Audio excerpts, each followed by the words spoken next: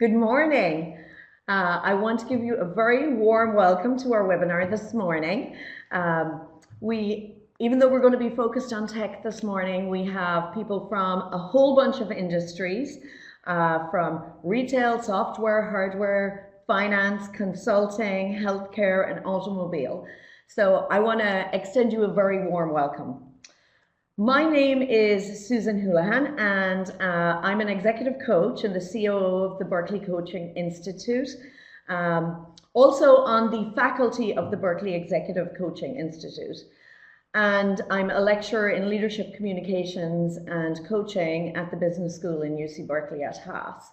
But before this, my career started a long way away, and both physically and in what I was doing. I grew up in Ireland and I went to engineering school in the University College of Cork and did electrical engineering, and followed that up with a postgrad in microelectronics. But along the way, I actually decided that I really wanted to focus on people. And one of the, this was really where I experienced my first coaching. There was a VP, senior VP in one of the companies that I was working for, and I used to meet with him on my development, and he always asked such great questions around what really makes you passionate, what really inspires you, what really do you enjoy doing? And even though I was working in engineering and operations, which I had been for 15 years, he really started to have me think differently, and that's when I actually made a switch. I'm Jennifer Kalishu, and so happy to see you all here, either live with us this morning here at UC Berkeley, or if you're watching this recording later. I'm the Director of Marketing for the Berkeley Executive Coaching Institute. I'm also a certified executive coach through our training program, and a lecturer at Haas and at the Berkeley Executive Coaching Institute. My background is, like many people, a wild and winding path that when you look backwards, you really can connect the dots and see that for me, it's all about the people at the center of everything that I've done. So in my previous life, I worked in nonprofits as an executive in marketing and strategy, but I also spent a lot of time in the past several years working in the design thinking and innovation space. And for me, the through line has always been asking those questions, wondering what is it that makes people tick? How can we help move them forward in whatever their choices are? So even when I had maybe functional responsibilities in marketing, for example, I always loved working with my teams. I always loved trying to find the ways to help people grow in whatever their path might be. So yes, you have to get the work done, but how can you really love what you do when you get out of bed and come to work every morning? So we have the great pleasure of working all over the world and working with many of the different companies that you might be working at. Some of these names on our slide here might look familiar. But we also, one of the things that really is, I think, special about the work that we do as coaches is that we get to meet people where they are and help get them to the next level. So for you this morning, as you are watching this, we'd like to invite you to get a pen and paper out. In fact, even some analog, turn off those distracting screens that might be otherwise on, and go ahead and get ready to take some notes. Now, I see we have a question here from Kat. There is actually no dial in the morning. You'll just need to use your audio to join. If you're having trouble getting on the audio, we recommend logging out and logging back in. Oh, good. I'm glad you were able to get in. If any other questions come up along the way, go ahead and type those into that chat window. We'll try to either answer them as we go, or we'll go ahead and do a Q&A at the end of the session and take care of your questions then. So, Susan, why are we here this morning? Well, there's three things we really want to do with you this morning.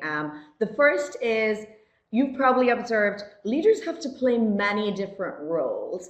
And we really want to share a framework with you around the different hats that you wear as a leader, and also give you some time to reflect on perhaps what's your natural tendency as a leader and what is the hat that you might want to try on a little bit more. And obviously this is about coaching, so we'll be delving a little bit deeper into the actual role of the coach. What we found when we go in and we work in organizations, and through my own experience as well, we found that the role of the coach and playing the role of the coach can oftentimes bridge the gap between management and between engineering. And we want you to really reflect on how that might apply to you, regardless of what role that you're in. And finally, we really want to leave you with something for yourself. So some sort of action step that you can actually take and something that you can try where you might actually take on one of the skills of being a coach and try something new in your own work life. Great. So to get started, we actually would like to invite you to answer a quick poll for us. So up on the left-hand side of your screen now, you should be seeing a poll that's going to ask you, which of the following leadership styles would you say is your primary style? And we know that, like, you probably wear many different hats, but your default, when somebody comes to you with a question or a challenge, which one of these would you say is your natural tendency?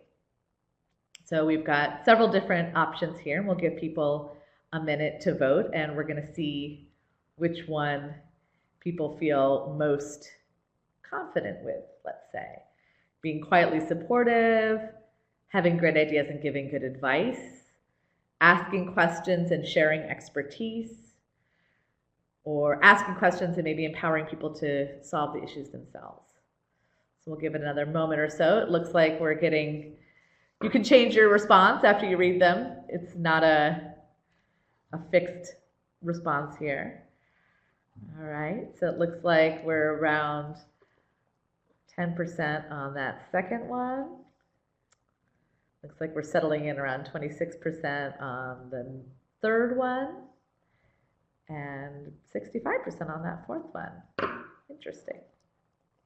We ask this question a lot in a lot of the courses that we teach, and it's always interesting to see where people shake out. So let's go ahead and go back to our slide now that we've had a moment to hear your thoughts.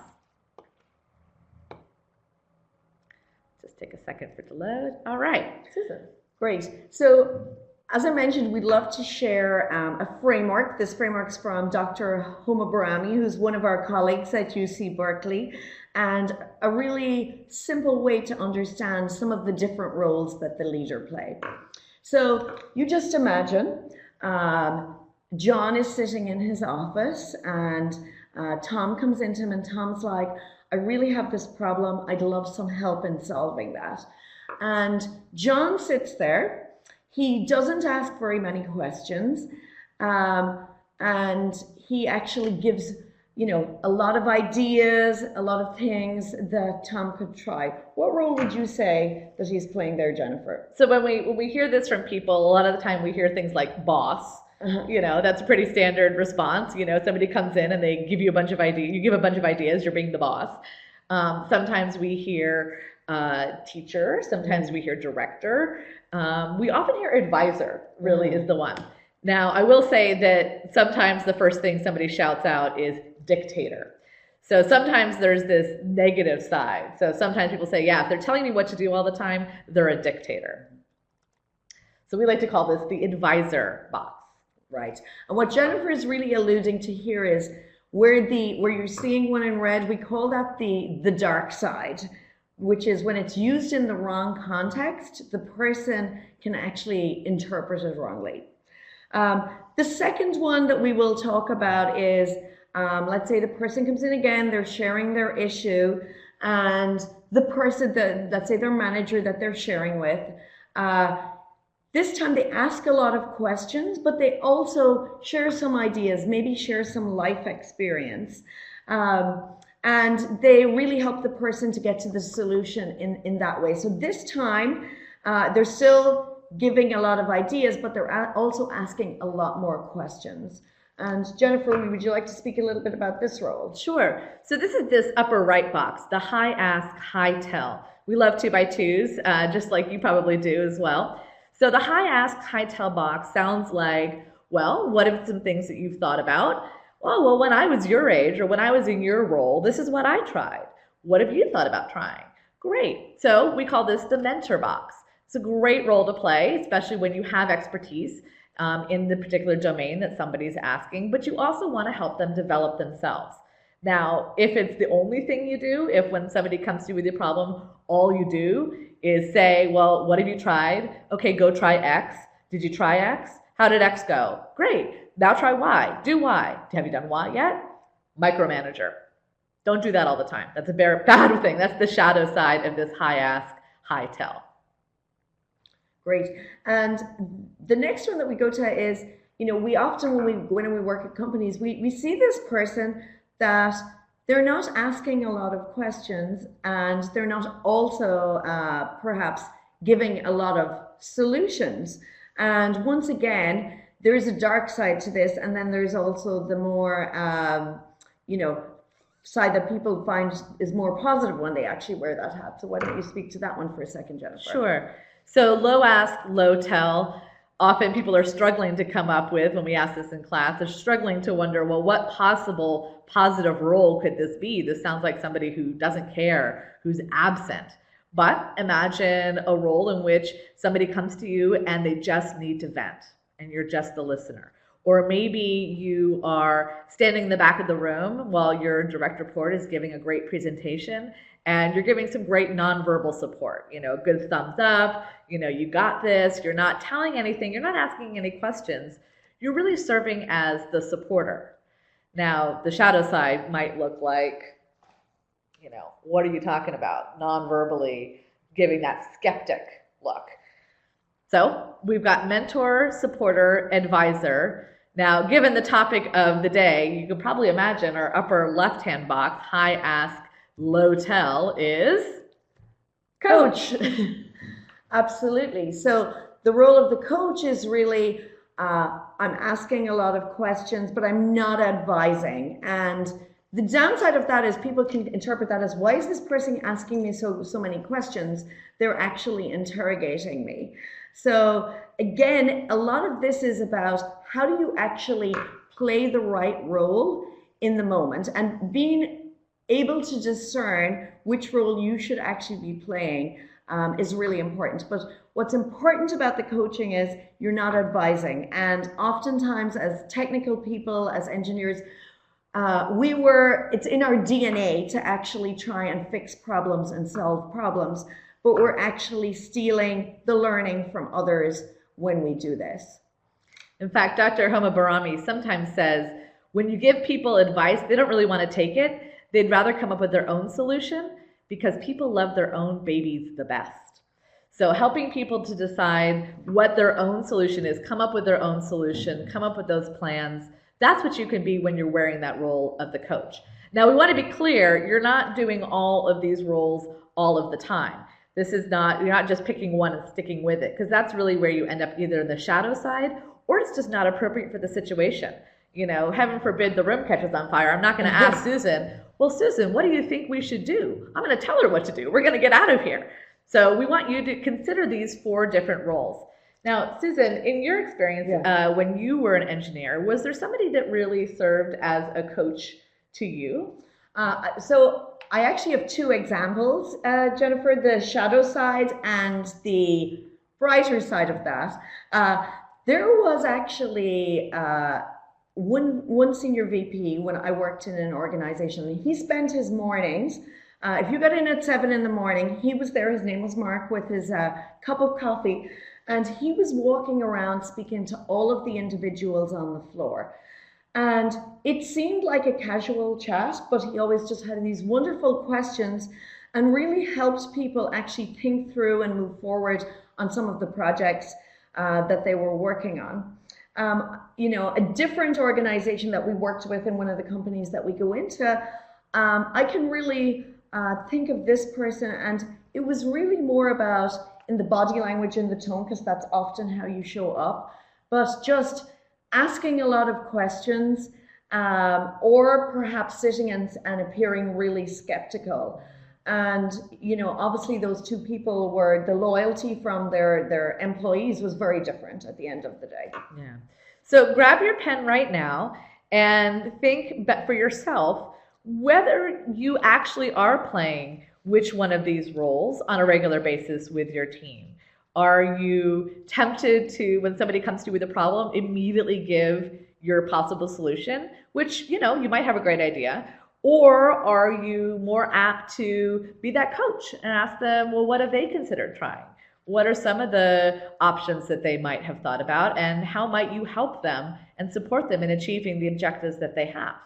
So go ahead and write down. We encourage you to go ahead and use this framework for yourself and consider which one of these your natural tendency is. Now, they are a spectrum, right? You can sort of maybe float back and forth between coach and mentor, but be clear for yourself. Take some intentionality next time somebody comes to you, and consider which approach might you try that might be a little bit different than what you might have tried in the past. All right. So now that we have this framework, we have a special guest with us today. We have Desmond Chan. He is Senior Director of Product Marketing at Loggly, and he started his career in software engineering. So welcome, Desmond. Thank you so much, Susan and Jennifer. I'm so glad to be here. Great. Well, we have a few questions for you, so I'm going to go ahead and turn off those slides for a moment so we can see both of us all here. Tell us a bit about your background as an engineer and a leader. In my current role, I'm a Senior Director of Product Marketing at Loggly, which is a startup company focused on log management in the cloud. I started my career as an engineer focused on distributed systems, system reliability and recoverability. And then I made a few transitions, and now I have led many product releases in the capacity of engineering, product management, and product marketing. I have also worked in larger companies like Symantec, VMware, and most recently I've been focused on working at startups, in the spaces of AI, machine learning, and DevOps. How did we meet you, Desmond? Sorry, I didn't quite hear the question. How do we know you? Yeah, so we have been working together for quite many years. I was at Haas in the years of 2008 and 2011, and I engaged with the team with Professor Mark Rittenberg. And in year 2013, I entered BECI, your Executive Coaching Institute, and I was a proud graduate of that. And after that coaching institute, I have been coaching professionals in the high-tech space on their career or just life in general. Desmond, can you share with us, why do you think VPs or senior executives should coach their engineers? Yes, Susan, I think that's a great question. Coaches equip people to develop themselves. If you nurture a coaching culture to enable a team that is productive, is really beneficial for the company and for you as a leader. I think coaches build trust, and there was a research that indicated that employees leave their managers, but not their jobs. So if you want a cohesive team, coaching is the way to go. So when you said that you went to our coaching institute and got certified as an executive coach, but I know you're not practicing independently like the way we do. So we go into companies, we coach people, but we're not responsible for their goals. We get to sort of drop in, support them on whatever they're working on. Tell us a little bit about how you've applied this methodology inside a company. Because it sounds like, I imagine some people might think, oh, coaching certification, you only do that if you want to go get a job as a coach, but you use it in your day-to-day. Yes, I do use it in my day-to-day work life. There are many skills that you learn from BECI, and I think one of the most important or most practical skill is about listening and observing. And you learn how to apply that deeper listening to understand the goals of the project better, or like, the individuals better. And there's also another tool as part of the listening skill, which is to playback.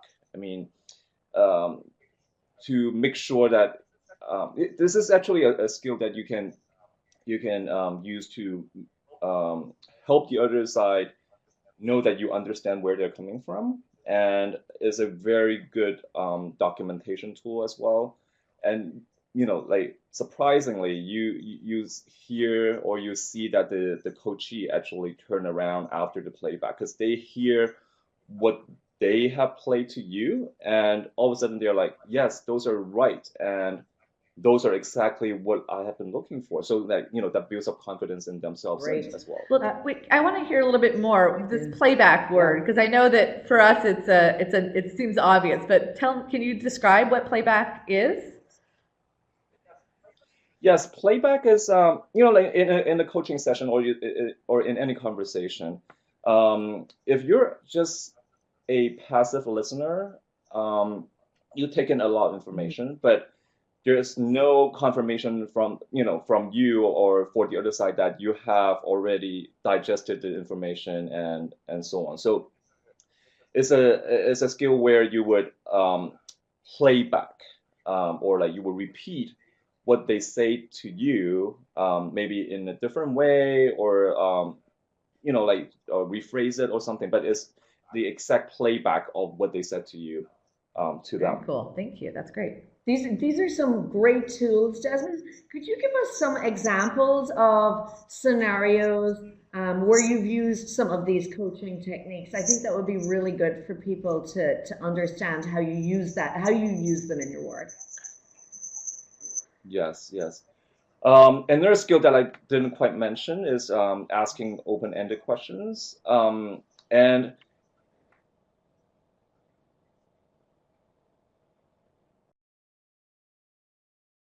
just like Susan and Jennifer, you show that two by two, and as a coach, you want to do high ask, low tell. And actually, it's like, as a coach, you oftentimes you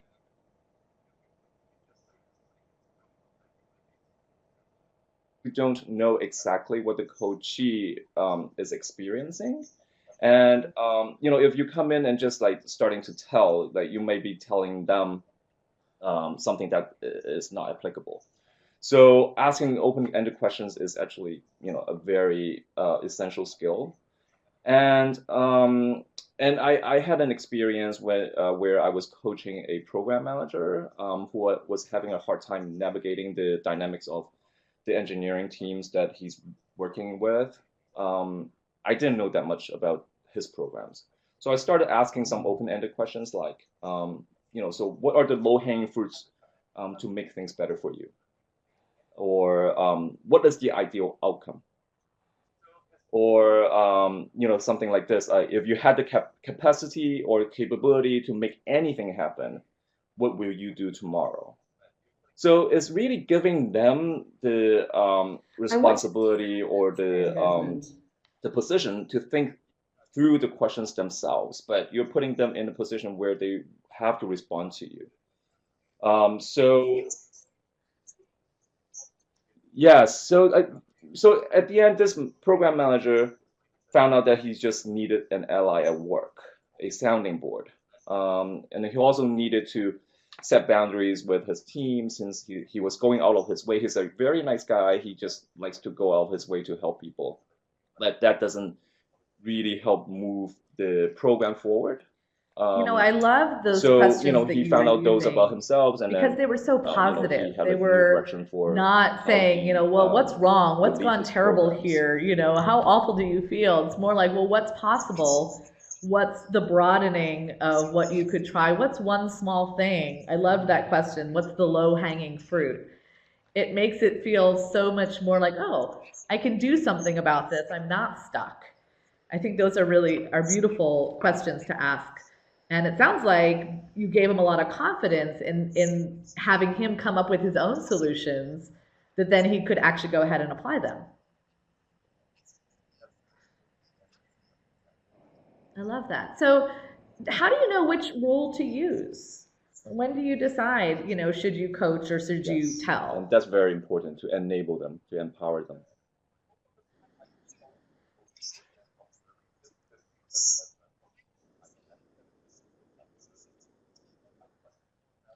Yes, most of the time I default to coaching and observing just because, that's what I learned from BECI, and I think that is really effective. And I trust people around me to have the inner capability to make the best decisions for themselves and for the company as well. Mentoring and advising are needed. I think, there are occasions where the coachees or like, your the professionals around you will explicitly ask you, like, if you start asking a lot of questions, you'll be like, you know, how about you just tell me, give me some That's advice, great, like Desmond. I'm really Actually, I stuck, would say that is one of the so occasions questions like that, that like we, it will be excuse very me, we clear hear to you most when we actually go in and when that is we what they teach need. coaching programs in companies is when should I mentor versus when should I advise versus when should I coach. So I think that's really helpful. So you've obviously done, utilized a lot of the skills that you learned at the Executive Coaching Institute in your work, whether you're working with management or engineering. But for people maybe that haven't coached a lot, or even those that have coached, but maybe they need to rediscover coaching a little bit, how would you advise they start practicing? What should they try first?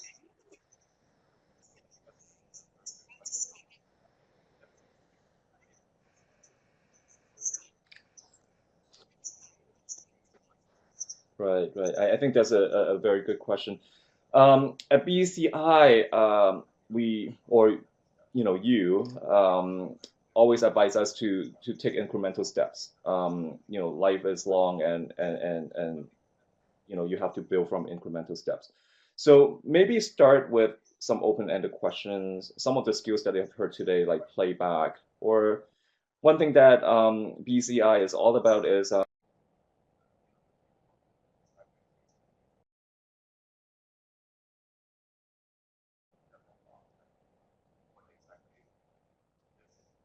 pay attention to what has heart and meaning. And Desmond, just on those two terms, because similar to the Um, playback, not everybody if on the people come call to might BCI, they'll understand. experience Maybe just that a a lot. sentence or Like, two on open-ended what questions, exactly and then is also when you say pay attention to what is heart and something that meaning. has heart and meaning, and pay Maybe a attention little to that. So explanation. take incremental steps and practice.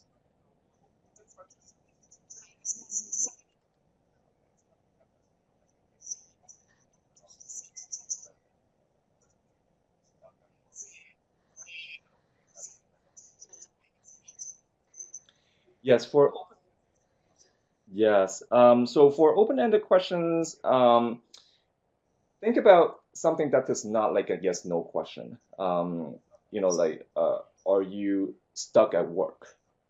Instead of saying that, you might want to say, um, where do you think that you can, uh, what do you think that you can do to get unstuck?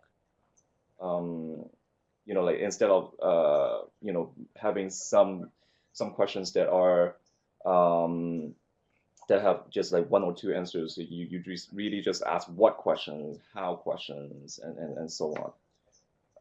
So I hope that answers the question. And then for pay attention to what has heart and meaning, I think that is deeper. I think like a lot of times people would pay attention to just the question on the surface, but when as a coach, when you hear about what exactly is inside of their heart, like practice that deeper listening. Maybe someone has a tight schedule because they have kids at home.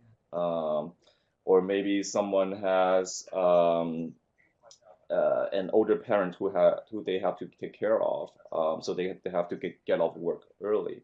But the question that comes out oftentimes is, Yeah, I oh, think I really have to Desmond, get what off you're work saying at about 4. open-ended Can questions and you the do something concept about of it? Just be curious. Don't Don't if you practice that deeper you know the listening, answer to their you find problem, out, because they what has know part their and meaning in problems that much better question, than you and do. then you And as a you're not going to coach be or the you as a one leader to go can off and do work the with that solution person anyway. accordingly. Yeah. Even if you're the manager, they still have to actually do the work. Wonderful. Well, Desmond, thank you so much for joining us this morning. It's always a pleasure to see you, and we really appreciate your perspective. We're going to go back to the slides now, but I know you're going to be sticking around, so if we get to the Q&A part, if people have questions for Desmond, Desmond will still be here. So thank you, Desmond, so much for joining us. All right. So let's turn this wonderful conversation that we've had and now take a look at what might be possible for you, our audience. So we want you to, given what we've just heard from Desmond and this framework, what are some of those coachable issues or moments that you experience in your work? So you can go ahead and type that into the little box on the left here or in the chat. Either place is fine. But tell us, what are some of those coachable issues or moments where either you yourself feel like, it would be great that you could apply some coaching, or maybe you see people coming to you and you think, wow, if I coach them, it might actually support them. We'd love to hear some of those thoughts that you have, where you might be able to use it. Yeah, and I think what Jennifer's saying is so important, because oftentimes people think of coaching, oh, that's where I go sit in an office with somebody and I'm coached for an hour, whereas when we talk about coaching moments, it could be that moment that you bump into somebody in the coffee room or the break room and they're struggling with a problem, and you just playing back or asking an open-ended question can help them move along. Or the same for you. Perhaps you're the one who's walking around with an issue in their head, and if somebody was to help you in that way, it would really help you move forward. Right. So we have somebody saying that they feel like they could transition more and more from mentoring to coaching. So moving from, when somebody comes to you with a problem, instead of just giving what you have done or what you might have tried when you were in their shoes, and instead saying, well, how could I really sit with them and help them broaden what is possible, which I think is a great opportunity when you have people working with you. Yeah, I'm also seeing when a colleague comes to me with a problem and I'm not an expert in that area, coaching can really take the pressure off you to be the person that has to solve the problem. And they are actually the expert in their own problem. That's what you truly have to understand and believe. So that's a really great one. Yeah, this is a great one that's specific to the engineering world. An architect on the team talks down to the staff. So how might you address that if you're the leader, the manager of this architect? How could you use coaching, Susan, would you say?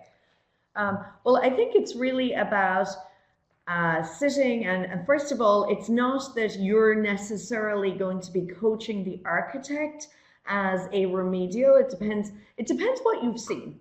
Okay, so perhaps it's that a member of the team comes to you, and actually what you're coaching them is in how they might like to respond to that, if they're the person that raises it. If it's something that you observe, perhaps you give some feedback, which is really a separate thing to coaching. But then, first of all, to understand, where is that person coming from? And how do they understand that they're being perceived, and perhaps what they might like to change about that? And it's also the kind of conversation where you could even do a little practice with them, right? So maybe they need a little support. So you could role play, and that word sometimes I think triggers people, and they go, I don't want to act. That's not at all. But really, it's more like, well, why don't you show me what a different way of talking might sound like? What might it sound like to approach this in a really open-ended way? I mean, you could even teach a little bit of coaching to them. So a team member feeling a constant work overload. This is a good one. This is even a little bit what Desmond shared. When somebody feeling really overwhelmed, how could you use coaching with them? I think that's a great question, because you can definitely help them explore, well, what's really going on for them. And you might, if you're really paying attention to heart and meaning, maybe you're looking at the nonverbal, and maybe you're seeing, while they're saying it's that they're really overloaded at work, but maybe you discover that there's just a lot of stuff going on in their life. I had a wonderful coachee at a big tech company who very much came to me with this issue. It's sort of presented as time management. But when we really dug into it, she realized she really wasn't taking care of herself. And it was a little bit of that, put your own oxygen mask on first thing. If she couldn't take care of herself, then how could she possibly take care of all her other obligations, not only at work, but with her home life and her family and everything? So we really explored what could be possible for her in, taking care of the things that all she needed to take care of, but really taking care of herself. And what were some of those small baby steps that she could try to make herself feel good? And it really was little tiny things that she could really hold herself accountable to be able to make sure she got her work done. And part of it also included maybe asking more of her team, that she was doing so much work of taking it all on herself that if she actually used coaching with her team and empowered them even more, she actually found she had more time than she thought she had. Great. There's a really interesting one here, which is people being skeptical that coaching is going to help them. And one of the things we talk a lot about during our Executive Coaching Institute, first of all, is somebody coachable? But oftentimes there is a lot of misunderstanding out there about what coaching is. Coaching is really an investment, a partnership to actually help somebody grow. And oftentimes when people are skeptical, it's because they actually feel like they're going to be judged and that it's more of an advisory role. So that's often something that we see. But once they understand it, if somebody is skeptical and they don't want to be coached, it may not be the right time for them. And it's also really important to recognize that. Yeah. And like Susan said a moment ago as well, we approach coaching as for the gifted and talented. It is not a performance improvement plan situation. You might use some of the coaching techniques, but really when we're talking about coaching, we're really talking about working with high performing, high potential people. They might have something they need to work on. I mean, nobody's perfect. This is, as we like to say, a discipline. You do it forever. You never arrive. You're always wanting to improve and grow. And there's always going to be roadblocks, and some of them might be internal and some of them might be external. But coaching is really to help people when you really believe in them. Like Desmond said, he really trusts his team, that they have the wisdom and knowledge, and that when he uses coaching to help them broaden what is possible, but also hold them accountable to the goals they have, that's where coaching is really for the positive. So I think that's great. Great. All right. So let's go ahead. We have a few more good ones here, but I want to make sure we cover all of the content we have and any other time for your questions. So we'll go back to our slides. Susan, we've done some research on some of those common topics. Do you want to speak to that a little bit? Yeah, so this is some of our data from last year in some of the tech companies that we've worked at. And this is just to give you a flavor of some of the different things that when we go in as one-on-one executive coaches, the types of issues that people raise. So you can see everything there from working on their leadership presence, building relationships, influencing others, how to manage. And really, the list is endless. But, a couple of opportunities that I would really, like to leave you, given the context of our call this morning, which was why should, VPs or executives coach their engineers. In your typical engineering company, we sort of see three phases of growth for an engineer. Often it's you're learning a lot about like new technologies. You're learning a lot about, what it really means like to be an individual contributor and work with others. And I think people in a more senior role, by asking really great questions, can help you to actually grow in that area. And I remember myself when I was an engineer, I had a really fantastic manager called Eugenia who just, I was trying to qualify a new technology. I felt like it was completely impossible. And every time I went back for a one-on-one, she just asked me more questions. And I thought, I'm never going to get there. In fact, that 6 months was probably the 6 months that I learned most technically in my career. I think the second opportunity is we see a lot of, when engineers want to move into management, and really they've had no formal management training as part of their engineering degrees. So the leaders above them, while mentoring can be really useful, just to be aware of the fact that through coaching, you can help them find their own path and learn their own way. And then often, they'll expand into bigger operational roles, and that would be another really great opportunity. Absolutely.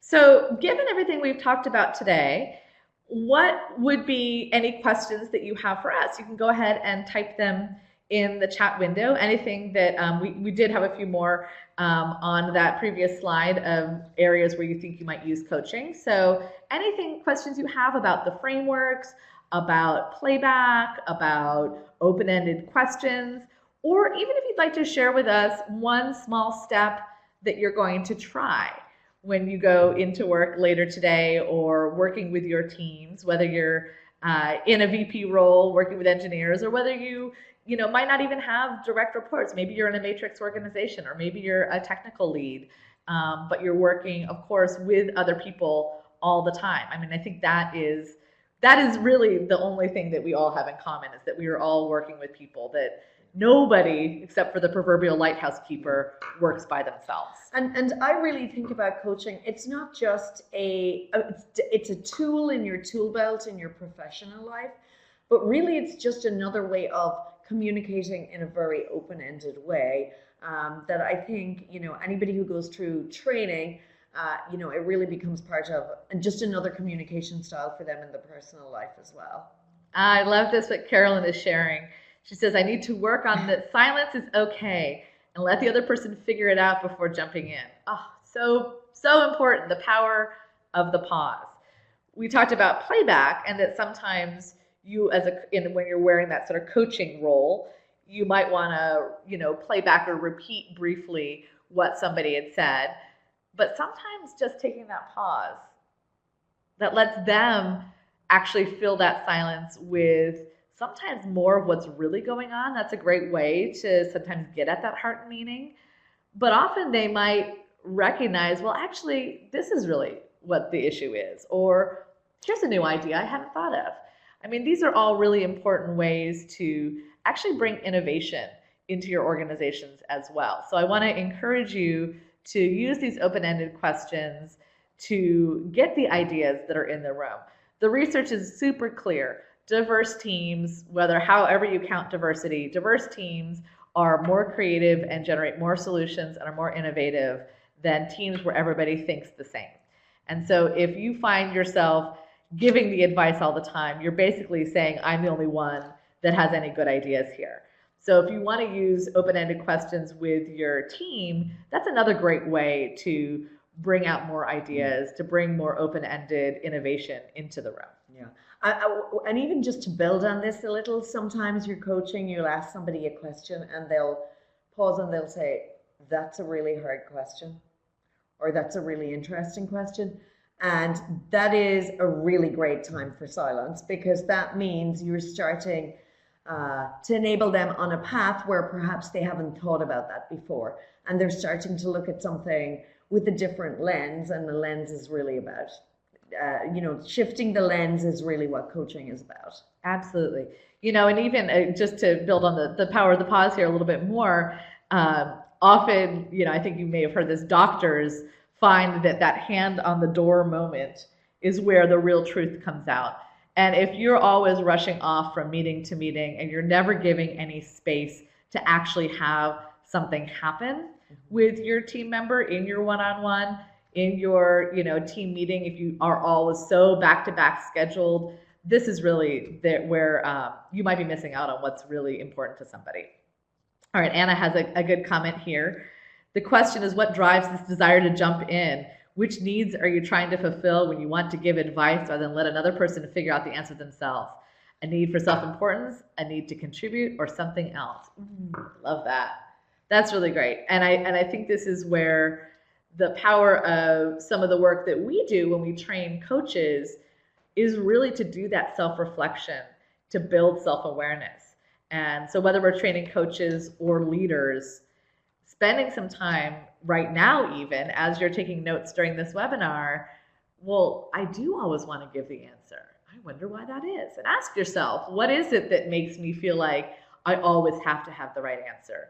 Now, it could be from a positive place of, I want to make a contribution, I've got great ideas, but maybe it's also coming from a place of fear or of insecurity or, arrogance even. I mean, we're not saying any of you have that, but go ahead and ask yourself those questions. Yeah, and I'm just reminded of an organization that we worked with, and a very senior person in that organization, we were actually doing a listening exercise, said, I have just realized that listening is not waiting to speak.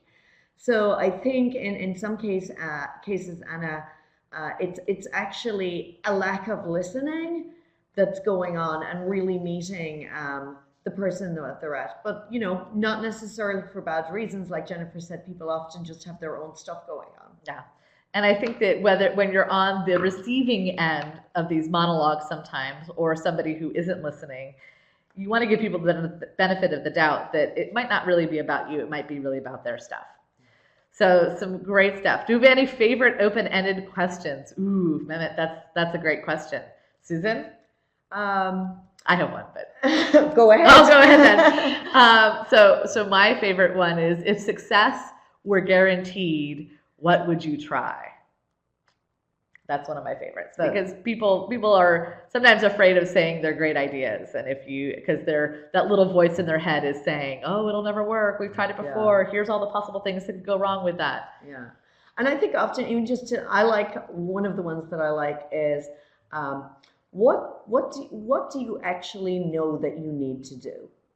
And sometimes it's like they already know what it is. Yeah, absolutely. All right, so let's go ahead and share a little bit about what could be possible if you wanted to work with us more and you want to learn more about this kind of thing. Like we said, we do have a boot camp, a leadership boot camp and executive coaching certification. It's not just for people who want to be executive coaches as a career, but it's really, in fact, about 75% of our participants are leaders who want to use coaching as a modality within their organizations, and they want that deep level of training, which is about working on yourself as well as working with others and learning about how to be a coach. We do 4 programs a year coming up. Next year, we're going to be in Florence, we're going to be in Thailand, we're going to be here in Berkeley, and we're actually going to be in Greece for the first time as well. So we've got 4 amazing locations. And you can learn more about that on the website. We do also do custom programs. So if you want us to come into your company and you want to get, for example, your management team trained on how to bring coaching, we do shorter programs as well. So you don't need to do the whole 10 days with us in order to get some of those coaching skills and practice the leaders coach, maybe brand ambassador, leadership communications, or other options as well.